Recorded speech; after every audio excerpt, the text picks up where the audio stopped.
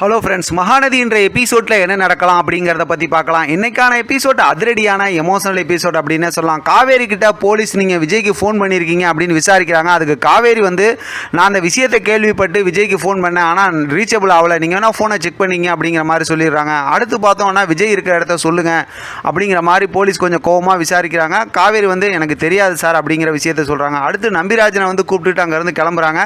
இப்போ பார்த்தோம்னா விஜய் இருந்த வீடு இருக்குல்ல, காவேரி வீடு, அந்த வீடு அந்த மாமி வீடு, அங்கே பார்த்தோம்னா போலீஸ் போகிறாங்க. போய் செக் பண்ணுறாங்க.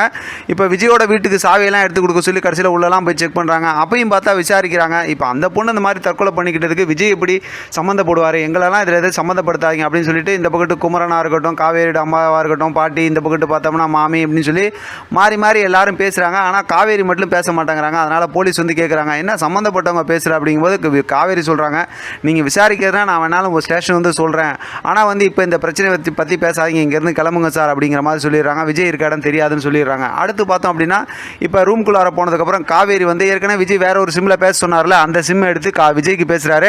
விஜயும் பேசுகிறாரு. இப்போ பார்த்தோம்னா சாப்பிட்டியா, நல்லா இருக்கே, என்ன இதுன்னு கேட்டுட்டு அடுத்து பார்த்தா இந்த மாதிரி ஆஃபீஸில் இந்த மாதிரி வேலைலாம் இருக்குது, அதை போய் நீ இப்படிலாம் பாரு அப்படிங்கிற மாதிரி சொன்னதுமே இப்போ காவேரி சரிங்க நான் ஆஃபீஸ்க்கு போய் அந்த வேலையெல்லாம் பார்க்குறேன் அப்படிங்கிற மாதிரி சொல்லிடுறாங்க. அடுத்து பார்த்தோம்னா ஆஃபீஸில் இருக்காங்க. ஆஃபீஸில் பார்த்தா ஐயப்பன் வராங்க. எல்லாம் பேசிக்கிட்டு இருக்கும்போது இப்போ தான் காவேரிக்கு தெரியுது. லாஸ்ட்டாக பார்த்தோம்னா காவேரிக்கு சர்ப்ரைஸ் பண்ணுறதுக்காக தானே எல்லா ஏற்பாடும் பண்ணி வச்சுருந்தாரு, அந்த விஷயம்லாம் இப்போ சொல்கிறாரு. அதெல்லாம் கேட்டதுமே காவேரி ரொம்ப சந்தோஷப்படுறாங்க.